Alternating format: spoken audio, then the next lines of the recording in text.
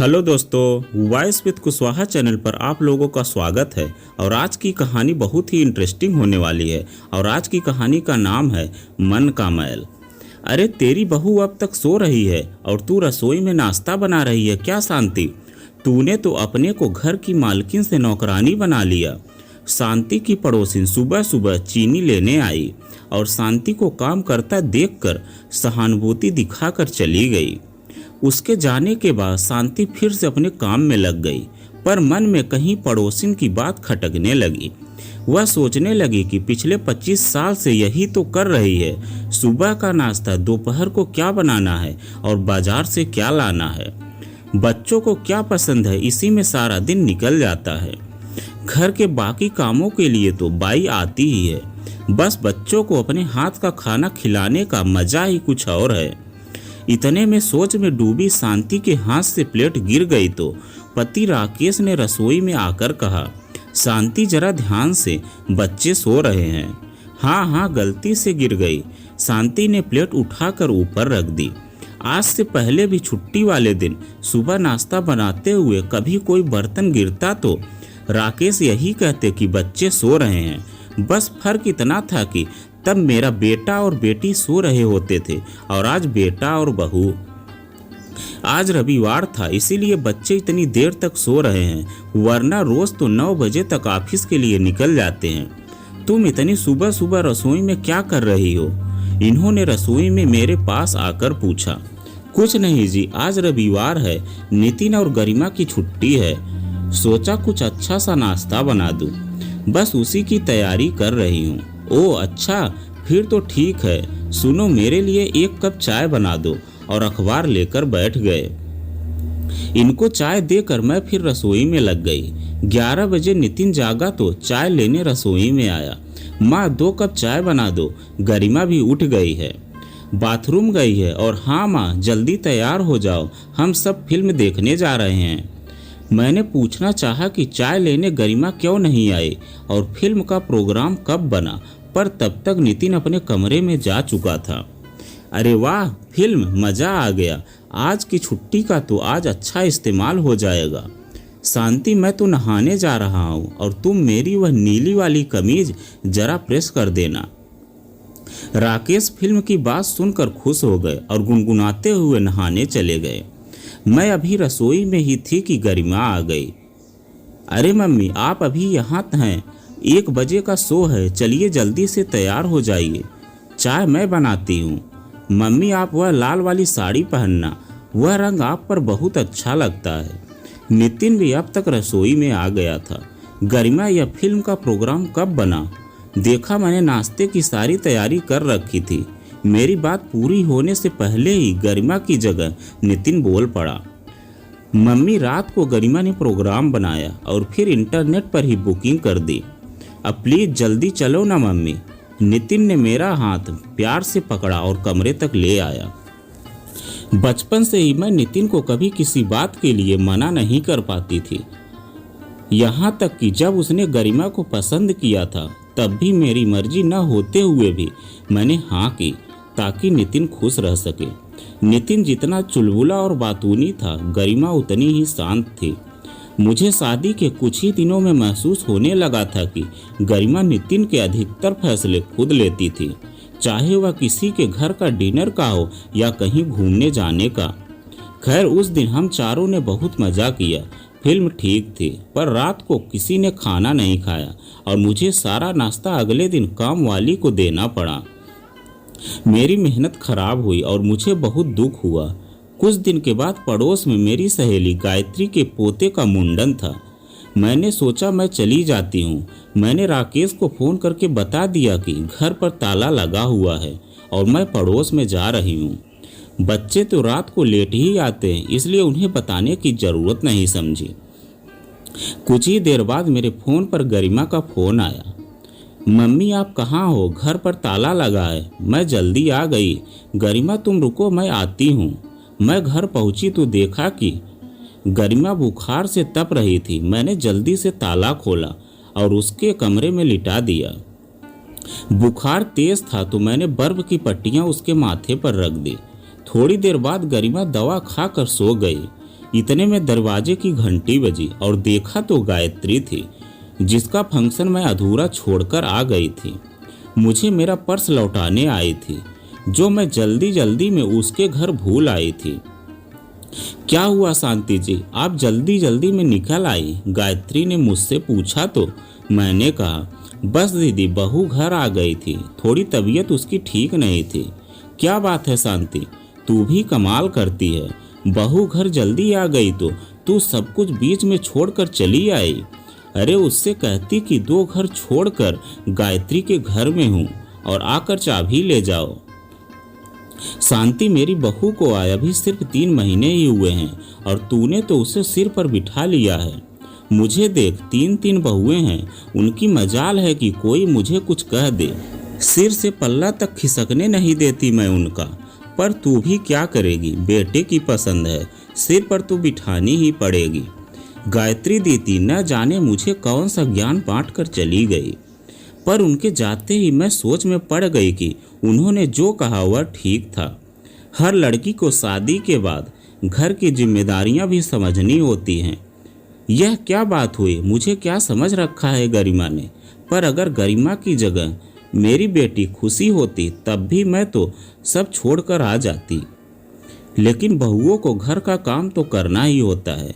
गरिमा की ठीक होते ही मैं उससे कहूँगी कि सुबह मेरे साथ रसोई में मदद करे, पर वह तो सुबह जल्दी चली जाती है और रात को देर से आती है और मैं सारा दिन घर पर होती हूँ। बहू की मदद के बिना भी काम आराम से हो ही जाता है, फिर क्यों उसको परेशान करूँ?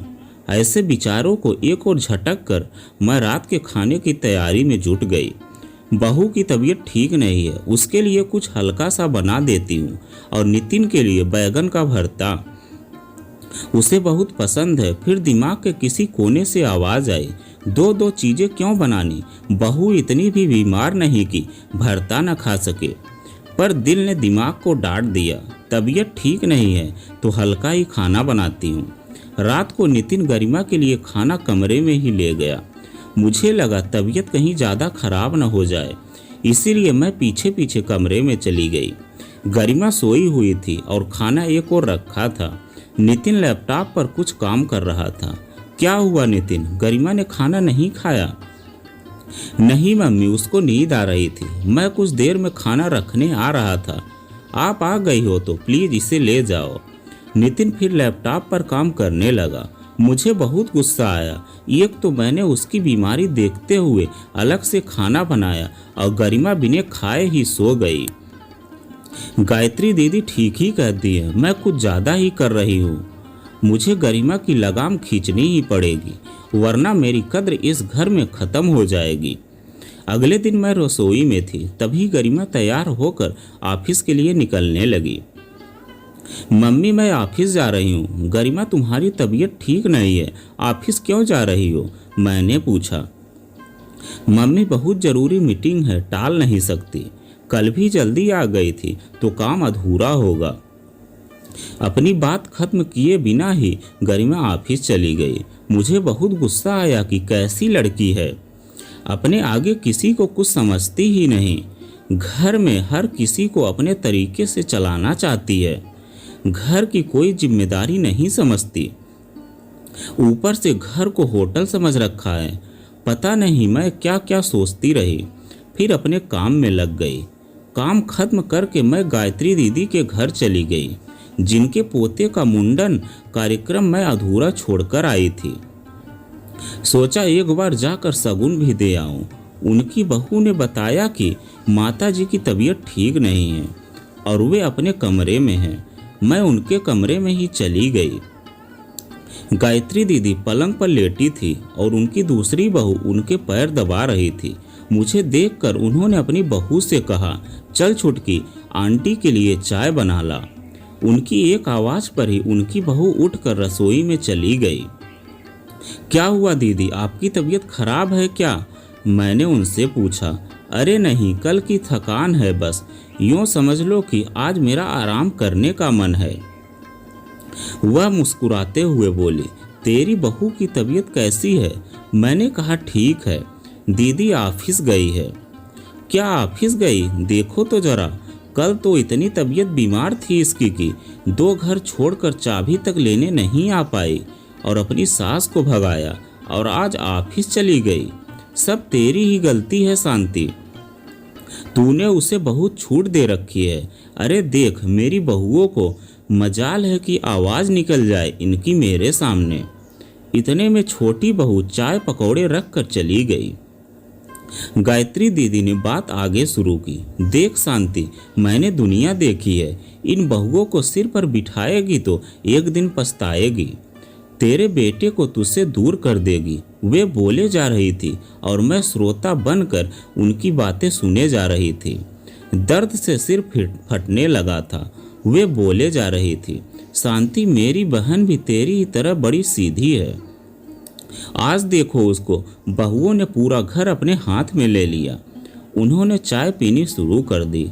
मुझे कुछ अजीब सा लगने लगा, सिर बहुत भारी हो गया। मैंने जैसे ही कप उठाया वह छलक कर मेरे कपड़ों पर गिर गया। अरे शांति, आराम से जाओ, जल्दी जल्दी इसको पानी से धो लो वरना निशान पड़ जाएगा। दीदी के कहने पर मैं खुद को संभाल कर बाथरूम की ओर चल पड़ी। बाथरूम की दीवार रसोई के एकदम साथ थी। बाथरूम में खड़े हुए मुझे रसोई में काम कर रही दीदी की बहुओं की आवाज़ें साफ साफ सुनाई दे रही थी। देखा बुढ़िया को, कल सारा वक्त पसर के बैठी थी और फिर भी थक गई। यह आवाज़ शायद छोटी बहू की थी, और नहीं तो क्या, पता नहीं कब यह बुढ़िया हमारा पीछा छोड़ेगी। पूरे घर पर कब्जा करके बैठी है, जल्दी ये मरे और हम घर का बंटवारा कर लें। हाँ दीदी, आपके देवर भी यही कहते हैं, कम से कम अपनी मर्जी से जी तो पाएंगे। इसके रहते तो हम खुलकर सांस तक नहीं ले सकते। चल धीरे बोल और काम खत्म कर। अगर इस बुढ़िया ने सुन लिया तो दोनों दबी आवाज में हंस दे। उन दोनों की बात सुनकर मुझे मानो एक धक्का सा लगा। यह कैसी सोच थी उन दोनों की। अपनी सास के लिए पर ठीक ही था। दीदी ने कभी इन दोनों को अपने परिवार का हिस्सा नहीं माना। हाय, मैं भी तो यही करने की सोच रही थी। घर पर ऐसा भी क्या कब्जा करके रखना कि सामने वाला तुम्हारे मरने का इंतजार करता रहे। अगर मैं दीदी की बातों में आकर गरिमा को बंधन में रखने की कोशिश करती तो घर की शांति ही खत्म हो जाती, और कहीं गरिमा भी तो मेरे लिए ऐसा ही नहीं सोचने लगती। ना ना, बिल्कुल नहीं, गरिमा तो बहुत समझदार है। क्या हुआ शांति, दाग गया या नहीं? बाहर से दीदी की आवाज़ ने मुझे विचारों से बाहर निकाल दिया। मैंने तुरंत बाहर आकर कहा, हाँ दीदी, सब दाग निकल गए। मैंने मन में सोचा, साड़ी के भी और मन के भी। मैंने तुरंत घर आकर गरिमा को फ़ोन किया, उसका हाल चाल पूछा और उससे जल्दी घर आकर आराम करने को कहा। फिर मैं रसोई में चली गई रात का खाना बनाने। आज गरिमा के लिए अलग से खाना बनाते हुए मैंने एक बार भी नहीं सोचा। ऐसा लगा मानो कि अपनी बेटी की बीमारी से परेशान एक माँ उसके ऑफिस से घर आने का इंतजार कर रही हो ताकि वह घर आकर आराम कर सके। तो दोस्तों, यह कहानी आपको कैसी लगी कमेंट में लिखकर ज़रूर बताइएगा। अगर आप हमारे चैनल पर नए हैं तो प्लीज़ चैनल को सब्सक्राइब कीजिए।